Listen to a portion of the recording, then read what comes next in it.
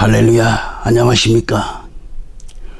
오늘 함께 은혜 받을 말씀은 레위기 강해 19번째 시간입니다. 레위기 6장 1절로 7절 말씀을 제가 봉독해 드립니다.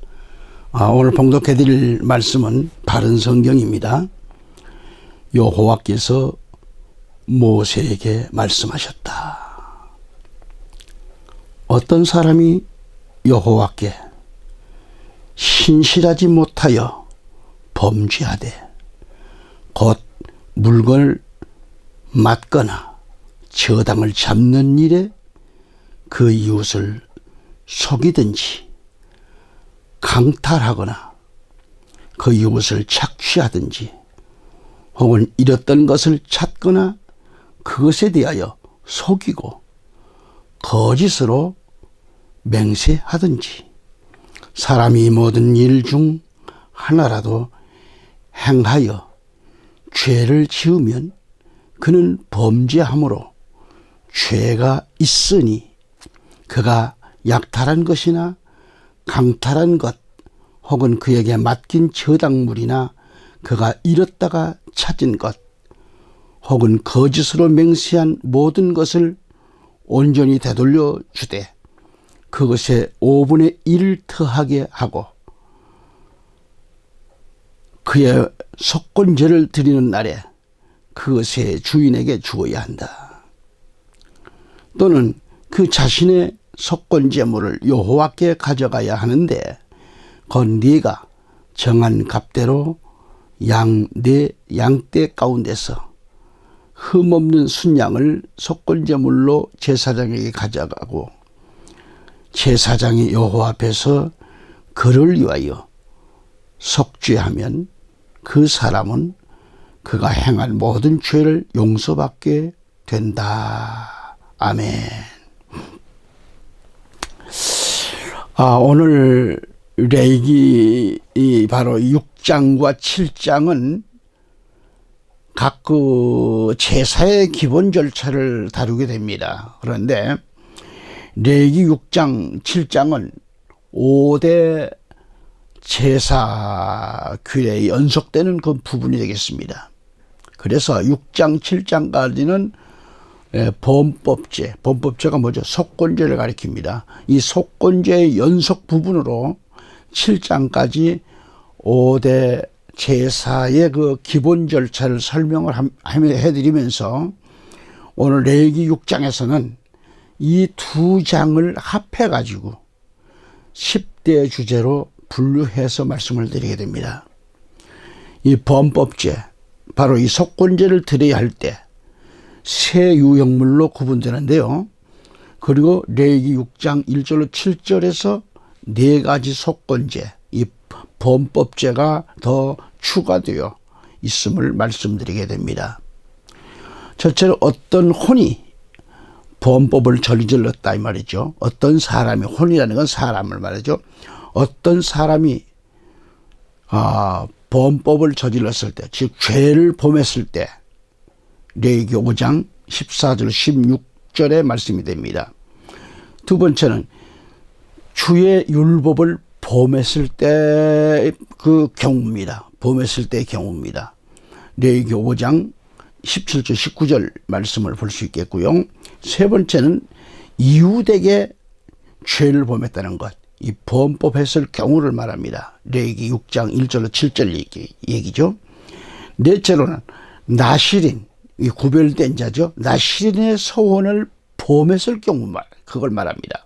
범했을 경우 민수기 6장 1절로 12절까지 말씀을 볼 수 있겠고요. 다섯째는 문둥병 환자가 나았을 경우예요. 나았을 경우 레위기 14장 8절로 32절까지 내용을 볼 수 있겠고요. 여섯째로죠, 음행죄, 이 음행죄를 범했을 경우를 말합니다. 레위기 19장 20절로 22절에서 말씀하고 있고요. 일곱 번째, 법궤를 돌려보낼 경우 사무엘상 6장 3절로 8절 말씀이겠고요. 그래서 이러한 범법죄들은 다른 제사와 달리 보상의 성격이 강한 것이 바로 특징이다 그런 얘기죠. 이것은 뭐예요? 속죄의 근본 정신인 화해를 위해서는 그에 준하는 배상, 즉 대가가 반드시 지불되어야 한다는 것을 이걸 사실 말해주고 있습니다. 돼야 된다 하는 사실. 이것은 구속론적인 그런 측면에서 그 측면에서 볼 때 공의로우신 하나님과 인간의 화해를 위해 스스로 죄의 대가를 지불할 수 없는 우리 죄인들은요, 우리 죄인들을 위해 죄값을 대신 담당해 주신 하나님의 어린 양 예수 그리스도야말로 우리들의 완전한 범법 제물이죠. 속건 제물이라 하겠습니다. 요한복음 1장 29절 말씀 참고하시고요. 그래서 오늘 본문 5장 후반부 14절로 19절에 이어 계속되는 이 범법죄 규례로서 범법죄를 드려야 할 세 가지 경우의 마지막 이웃에게 범죄했을 경우에 해당되는 말씀이라고 하겠습니다. 그리고 이것은 다시 다음 5가지의 유형으로 구분되는데 2절로 3절에서요. 첫째는 보관해달라고 이렇게 맡긴 것을 부인하는 경우지요. 둘째는 폭력으로 탈취한 경우를 말하고, 셋째는 거짓말로 속이는 거죠. 속여서 착취한 경우. 넷째는 잃어버린 이웃의 물건을 내가 습득하고도 그 사실을 부인하는 경우를 말하고요. 다섯째로 거짓으로 맹세한 모든 것의 경우에 등등을 말할 수 있는데요. 이것은 한마디로 범법죄에 해당하는 그런 죄입니다. 이 범법죄에 해당하는 이 죄를 범한 자들은 그 물건을 주인에게 돌려줌과 아울러 그 가치의 5분의 1에 그 해당되는 그런 벌과금을 더 물어야 돼요. 더 물어야 했습니다. 뿐만 아니라 이러한 죄를 범한 자들은 하나님께 속죄의 제사도 드려야 했습니다. 이처럼 이웃에게 범한 이 허물조차도 하나님께 죄의 제사를 드려야만 했던 이유는 하나님의 형상대로 지음받은 인간에 대한 범죄는 결국 하나님께 대한 범죄와 다를 바가 없다 그런 얘기죠. 결국 이러한 사실은 이웃을 사랑하지 않는 자는 하나님을 사랑할 수 없다고 하는 진리를 가르쳐주는 말씀이죠. 따라서 범법죄는, 바로 이 속건죄는 기독교의 2대 정신이라고 할 수 있는 하나님께 대한 사랑과 인간에 대한 사랑은 분리할 수 없는 불가분의 관계라고 하는 것을 이 말씀을 통해서 가르쳐주고 있습니다. 이를 제사 규례로 보는 거죠. 할렐루야. 자, 오늘 본문은 각 제사에 대한 제사장의 그 직무에 대해서, 그리고 또는 범법죄에 해당되는 그런 죄에 대해서 이 말씀을 상고하고 있는 데 있습니다. 자, 2절을 보면 만일 어떤 사람이 죄를 짓고 주를 거역하여 잘못을 저질러 자기에게 간수하도록 맡긴 것이니 폭력으로 빼앗은 것과 그에 대해 이웃에게 거짓말하거나 자기 이웃을 속였거나 라고 그랬습니다. 여기서 문맥상 여호와를 거역하여 잘못을 저질렀는데 이를 범법죄라고 했습니다. 바로 이 범법죄의 대상 중 하나인 이웃에 대한 모든 범죄, 1절로 7절까지 내용이죠. 이 범죄가 궁극적으로 하나님께 신뢰성이 없었기에 발생되는 일인 것을 우리는 밝혀주고 있습니다. 여기서. 그래서 그 이유가 뭐예요? 사람이 하나님을 신뢰하지 않았을 때 그 형상대로 지음받은 인간에게도 신뢰하지 못하여 쉽게 범죄할 수 있다는 말씀이에요. 따라서 신실하지 못했다고 하는 것은 뭐예요? 하나님께 대한 믿음을 저버린 행위로 보는 거죠. 그래서 인간에 대한 범죄는 곧 하나님께 대한 범죄와 일맥상통하고 있다, 그런 얘기죠. 이런 의미에서 하나님 사랑과 이웃 사랑의 계명은 결코 별개의 계명이 아니라 밀접히 연관된 계명입니다. 이런 계명으로서 모든 그 율법의 핵심을 이루는 2대 정신이며 이에 대한 말씀이라 그거예요. 마태복음 22장 3절, 36절, 40절을 볼 수가 있겠고요. 저는 성경을 말씀을 근거로 가야서 말씀을 이어나가고 있습니다. 다시 말씀을 보면 2절 이하에 자기에게 간수하도록, 즉 보관하도록 한 것 말이죠. 이렇게 맡긴 것이라고 했는데, 예컨대 은행이나 보험제도를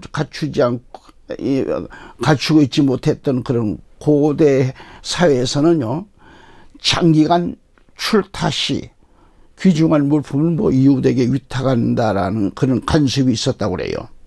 이때 자기에게 간수하도록 맡긴 물건을 잘 보관해 줘야 되는데, 그 물건을 성실히 그 책임을 감당해야 하는 책임감이 있는 건데, 그런데 만일 남의 물건을 맡은 자가, 보관하는 자가 나중에 거짓말로 그러한 사실을 부인할 거, 언제 우리가 당신이 내게 그러한 물건을 맡겼느냐 하고 부인할 경우 그것은 그에게 죄가 된다 하는 의미죠. 그러므로 만일 보관해 달라고 맡긴 물건을 도적당했을 경우를 봅니다. 위탁자는 그 정황 여하에 따라 자신의 책임 유무를 재판장 앞에서 엄격히 따져야 돼요. 면제가 되기도 하고 혹은 또 배상의 책임을 지기도 했습니다. 출애굽기 22장 7절 13절 말씀을 볼 수 있겠고요.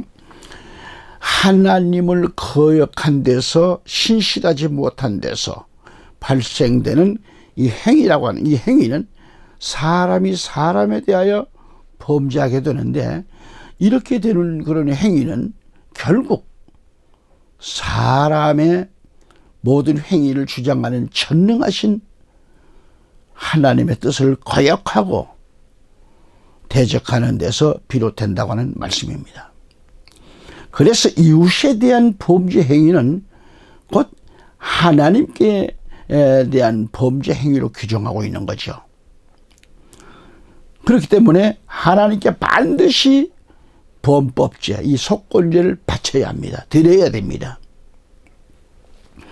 오늘 본문 레위기서 6장 3절 4절을 가서 보면은 잃어버린 물건을 찾고도 그것에 관해서 거짓말하고 거짓되이 맹세하고, 또 어떤 사람이 이 모든 일 중에 하나라도 행하며 그로 인해 가지고 죄를 지으면, 그가 죄를 지었고 그에게 죄가 있으니 그가 폭력으로 탈취해 간 그런 것이든, 또 속이고 가진 것이든, 간수하도록 그에게 맡긴 것이든, 그가 찾은 잃어버린 그런 물건을 그는 돌려줘야 할 것이라는 그런 말씀이죠. 반드시 돌려줘야 되죠. 그러니까 이 말씀의 내용이 뭘까요? 핵심 뭐예요? 하나님을 거역하고 범죄한 이 5가지 내용을 언급하고 있는데, 2절에서 보았듯이 첫째는 자기에게 맡긴 것, 간수하도록 맡긴 것인데, 이웃이 출타하면서 귀중한 물품의 안전한 보관을 위해 물품을 그렇게 위탁한 경우를 가리키고 있는데, 요즘은 애완견 고양이까지도 정말 위탁하고 여행을 가는 그런 신세들도 많아졌습니다만, 고대 근동 사회에서도 이처럼 이웃에게 물건을 맡기는 일은 일상적이었다는 거죠. 그래서 남의 물품을 위탁받은 사람은 이웃된 도리로서 성실하게 맡겨진 그런 물품을 잘 간수해야 한다는 얘기죠. 즉 보관을 잘 해줘야 돼요. 잘해야 됩니다. 그렇지만 이웃의 물건을 보관해달라고 위탁받은 사람은 성실하게 약속을 지켜야 하는데 탐심과 그 마음의 유혹이 발동되니까 잘못을 저지른 후 나중에 이 사실을 모른다고 부인하는 자는 죄를 범하는 범법자가 된다고 하는 것을 가리키고 있습니다. 한편 부주의해가지고 위탁받은 이웃의 물품을 도난당했다고 합시다. 그럴 경우에는 재판장에게 진실 여부를 면밀히 그렇게 판별받아야 했고요. 그 판별에 따라 유죄와 무죄가 결정되었던 것을 볼 수가 있어요. 출애굽기 22장 7절로 13절 내용입니다. 다음으로 폭력으로 빼앗긴 것은 부당한 방법이나 강압적인 수단을 동원하여 이웃의 전답이나 가축, 노비, 우물 등을 빼앗고 탈취하는 행위를 일컫는 말이죠. 한편 동일한 단어가 압제하다, 19장 13절, 말라기 3장 5절 등등, 또 학대하다 로 이게 번역이 되어 있습니다. 신명기 24장 14절로. 그 4절 말씀을 보면 그가 죄를 지었고 그에게 죄가 있으니까 뭐요? 그는 그가 폭력으로 탈취해 간 것이든 속이고 가진 것이든 간수하도록 하도록 그에게 맡긴 것이든 간에 그가 찾은 그 잃어버린 물건을 그는 돌려줘야 할 것이라고 하는데, 이 말씀을 보면 그가 저지른 죄는 폭력으로 탈취하게 해간 것, 남을 속이고 가진 것, 간수하도록 맡긴 것 등이 나오는데, 이러한 행위로 다 자기 것으로 만들었습니다. 이 행위는 죄요, 사기죄가 됩니다. 자신이 잃어버린 물건을 되돌려 줘야 하겠는데 돌려주지 않았다는 말이죠. 안 되잖아요. 모세 율법을 보면 어떻습니까?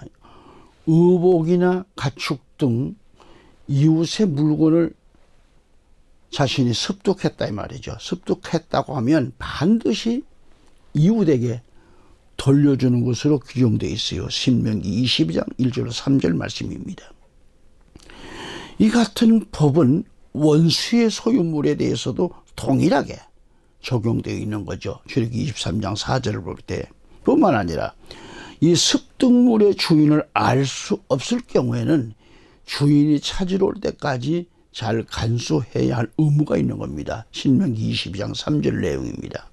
그런데 이웃의 물품을 습득하고서도 이 사실을 부인하고 거짓으로 맹세한다고 하는 것은 하나님을 속이는 행위와 다를 바가 없다는 거죠. 왜냐하면 유대 사회에서 맹세는 반드시 하나님 앞에서 하나님의 이름으로 했기 때문이죠.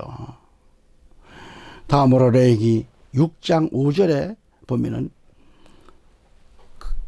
거짓으로 맹세한 모든 것이란 이웃이나 그 물품에 피해를 주는 것은 당연히 범죄 행위죠. 그렇지만은 모세 율법을 보면 이런 직접적인 범죄 행위보다 이를 부인한 사실을 더 악한 행위로 규정하고 있는 거예요. 이유는 범죄 사실을 부인, 거짓 맹세하는 것은 하나님 앞에서 또 한 번의 죄를 자행하는 결과를 초래하고 있다는 그런 얘기입니다. 그러므로 누구라도 잘못을 깨달았으면 이걸 부인함으로 이중의 죄를 범하지 말아야 하고 통회하는 마음으로 이웃에게 성심껏 배상하고 하나님께 철저히 회개하는 그런 겸손한 자세를 가져야 할 것을 의미하고 있는 거예요. 바로 이것이 범법 제4상의 핵심이 됩니다. 우리는 이걸 알아야 돼요. 할렐루야. 그 다음에 속죄하는 방법이 뭘까요? 제가 바른 성경을 한번 읽을게요. 레위기 6장 6절로 7절 말씀입니다. 그는 또 자신의 속건제물을 여호와께 가져가야 하는데 곧 네가 정한 값대로 양떼 가운데서 흠없는 순양을 속건제물로 제사장에게 가져가고 제사장이 여호와 앞에서 그를 위하여 속죄하면 그 사람은 그가 행한 모든 죄를 용서받게 된다라고 했습니다. 첫째로 5절 말씀을 가서 보면은 5분의 1을 더해서 돌려줘야 한다고 그랬죠. 그러니까 이웃의 물건을 습득했다면 돌려줘야 합니다. 거짓을 맹세한다라든지 또 뭐 이웃을 속이는 일은 다 죄를 짓는 행위죠. 그래서 우리 그리스도인들은 어떤 물건을 습득했다면 그 주인을 찾아서 돌려주는 게 정상이죠. 그게 그리스도인들이죠. 그렇게 해야 하는 겁니다. 그렇지 않고 타인의 물건을 횡령한다든지 뭐 탈취하고 갈취한다고 하는 것은 물건을 잃어버린 자가 겪었을 소실이나 어려움 등을 고려한다고 하면 습득한 자는 분실한 자에게 물건의 가치에 따라 덧붙여서 손해배상으로 배상가 5분의 1은 더 가산하여 갚아야 된다는 얘기죠. 이러한 규정을 통하여 우리가 깨닫는 경우는 뭐예요? 첫째로 진실입니다. 진실한 회개는 단지 말뿐만 아니에요. 행동으로서 보여줘야 돼요. 그 회개에 합당한 열매를 맺어야 한다는 거죠. 마태복음 3장 8절에. 그럼 이런 의미에서 예수님께서는 산상수훈을 통해서 누구든지 하나님께 예물을 드리는 자는 반드시 먼저 형제와 화해한 후 하나님께 예물을 드리는 것이 마땅하다고 가르치셨습니다. 마태복음 5장 23절 24절 말씀이죠. 둘째는 본문 레위기 6장 5절에 5분의 1을 덧붙여 갚는다고 하는 행위는 진실한 회개가 단지 죄짓기 이전 상태로의 환원이 아니라 그 이상의 신실한 생활애로의 향상을 의미한다는 얘기죠. 삭개오의 경우 그는 예수님과의 만남을 통해 가지고 진실로 회개한 후에 그 회개의 표시로 뭐예요? 만일 자신이 토색한 물건이 있을 경우는 배로 갚겠다고 고백했음을 볼 수 있습니다. 누가복음 19장 3절에. 자, 다시 6절을 가보면 6절에는 그는 그의 속건제물을 여호와께 가져와야 할지니라 그랬죠. 6절 말씀에서 남의 물건에 피해를 입힌 자는 반드시 원래의 물건을 반납하는 것은 물론 그 물건의 가치의 5분의 1에 해당되는 것 배상을 해야 한다는 거죠. 여기 감정액, 배상금은 피해자에 대한 사죄와 화해의 증표로 주어졌는데 여기서 우리가 배울 건 뭐예요? 첫째, 회개는 반드시 이에 합당한 실천적 행위가 수반되어야 한다고 하는 것이고요. 마태복음 3장 8절에. 둘째로 회개는 단순히 원래 상태로의 환원이 아니라 이전 상태 이상의 형상된 삶을 의미하고 있습니다. 누가복음 19장 8절에 참고해 주시고요. 그리고 6절에 흠없는 순양 한 마리를 속건제를 위하여 제사장에게 가져올 것을 말씀합니다. 가져오라는 거예요. 가져오라. 자, 죄제에서는 신분과 빈부에 따라 수송아지에서부터 비둘기 내지는 고혼가루에 이르기까지 그 제물이 다양했습니다. 레위기 4장 1절로 5절, 5장 13절까지 보면 말이죠.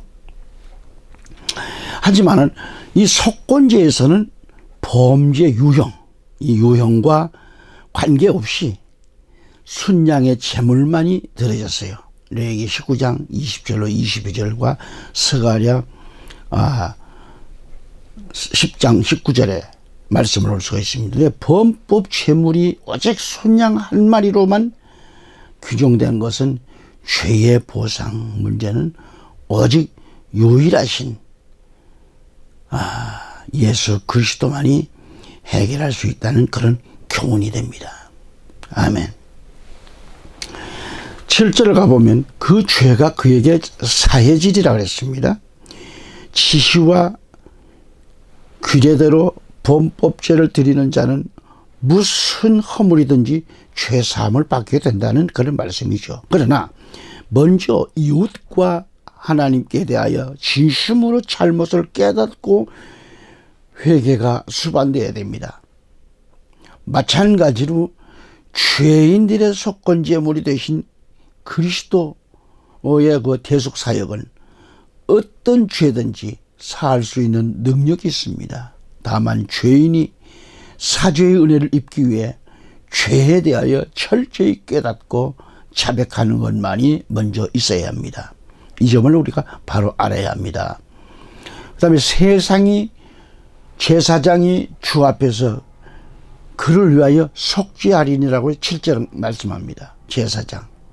이 말씀은 속죄하는 권한이 오직 제사장에게만 있다는 말씀이죠. 제사장이 속죄함으로 어떤 죄에서도 사함을 얻는다는 말씀이죠. 그러니까 제사장은 예수 그리스도를 강하게 예표하고 있습니다. 그렇다면 죄를 사는 권한은 오직 예수 그리스도밖에 없잖아요. 요한복음 8장 9절 11절 말씀입니다. 아멘. 주기도문 가운데 우리가 우리에게 죄진 자를 사하여 준 것 같이 우리 죄를 사하여 주옵시고 라고 되어 있는데 이것은 번역상 잘못된 겁니다. 주기도문 가운데 우리가 우리에게 죄 지은 자를 사하여 준 것 같이가 아니라 용서하여 준 것 같이 그렇게 맞습니다. 사람은 죄를 용서는 해요. 용서는 하되 사할 권세는 없습니다. 사할 권세는 오직 한 분 외에는 없습니다. 우리는 죄는 용서는 하지만 죄를 사할 권세는 오직 한 분, 하나님 외에는 안 계십니다. 죄를 사는 권한은 오직 예수 그리스도 외에는 없습니다. 우리는 용서는 하여, 용서는 하되 죄를 사할 권한이 없다고 하는 것을 여러분 알아야 됩니다. 현재 우리 한국교회가 사용하고 있는 성경에는 주기도문에서 아버지가 2번 나옵니다. 그러나 원문 성경에는 아버지가 6번 나오죠. 주기도문도 번역이 너무도 번역이 잘못됐습니다.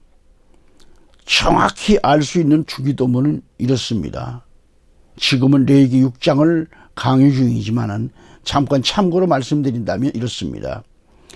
하늘에 계시는 우리 아버지, 아버지의 이름이 거룩히 여김을 받으시오며 아버지의 나라가 임하옵시며 아버지의 뜻이 하늘에서 이루어진 것처럼 땅에서도 이루어지게 하옵소서. 오늘 날이 아니고 오늘 우리에게 일용할 양식을 주옵시고 우리가 우리에게 죄 지은 자를 용서함 같이 우리의 죄를 사하여 주옵시고 우리를 시험에 들게 하지 마옵시며 다만 악에서 구하옵소서. 아버지의 나라와 권세와 영광이 영원토록 아버지의 것이옵나이다 라고 마칩니다.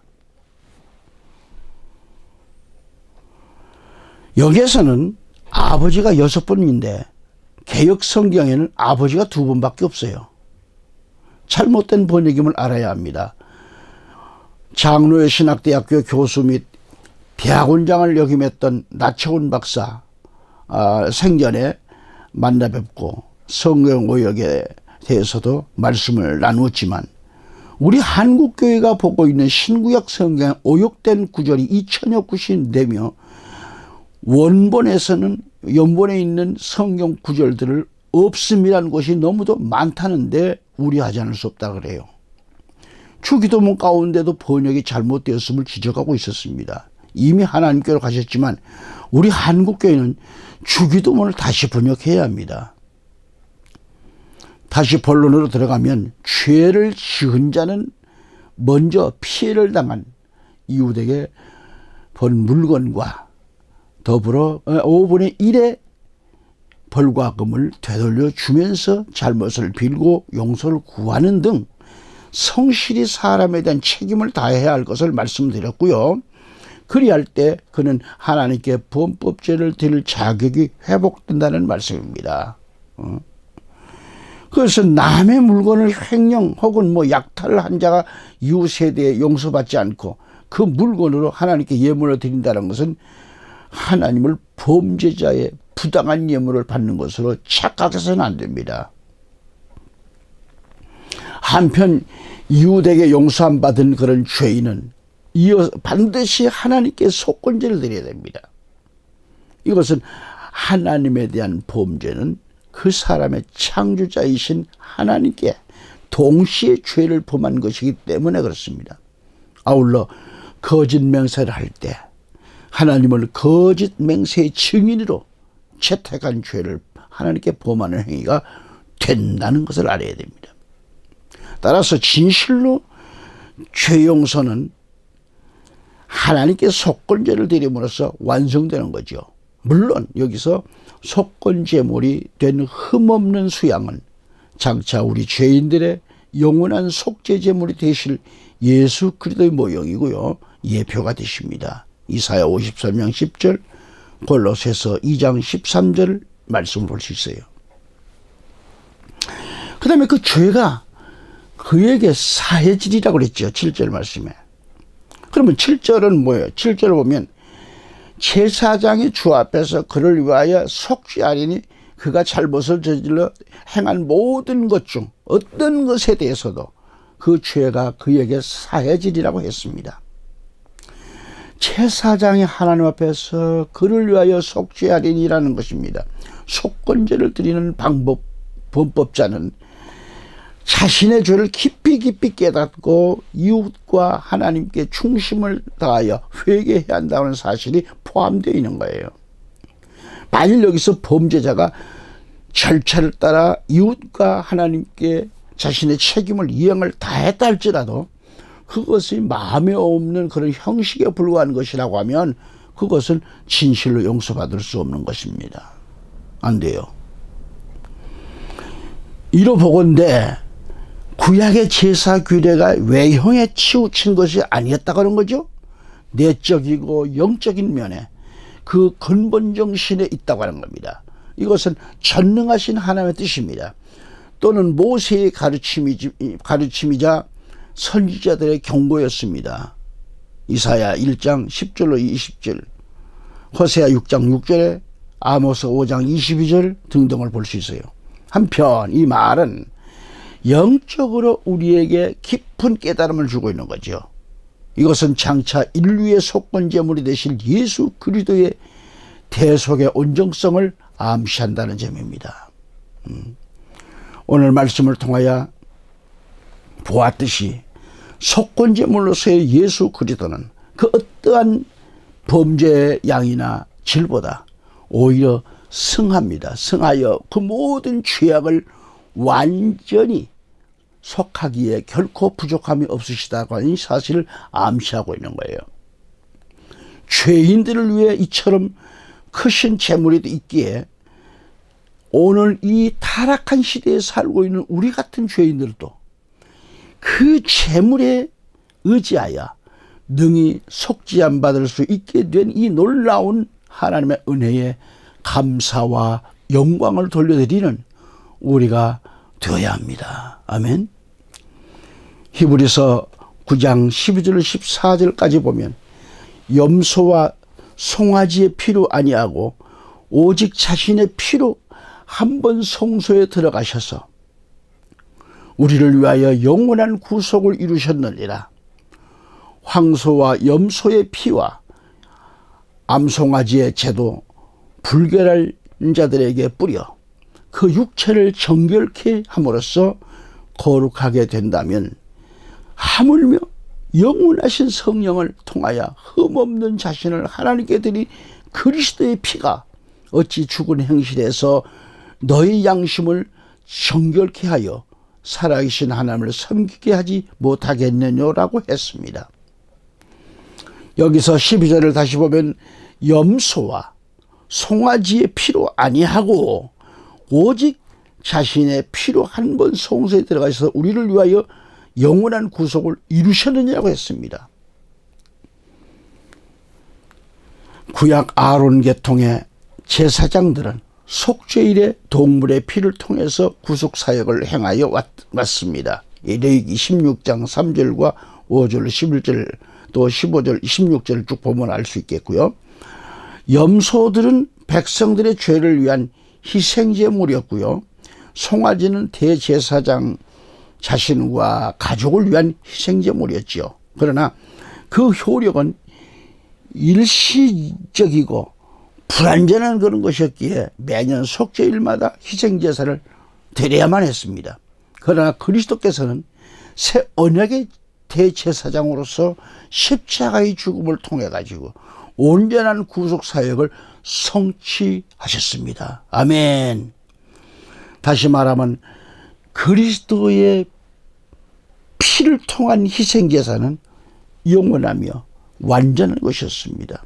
그리스도께서 행하신 죄사역의 특성을 나타내는 표현으로 매년 반복되는 옛 언약의 구속사역과는 달리 반복이 가능성이나 필요성이 없음을 시사합니다.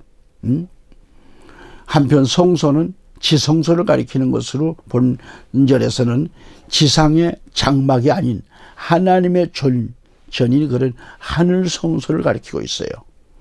그리스도께서 속죄 사역을 성취하셔서 하늘 성소에 들어가시면 그리스도의 구속 사역의 완전한 성취를 시사하는 것입니다.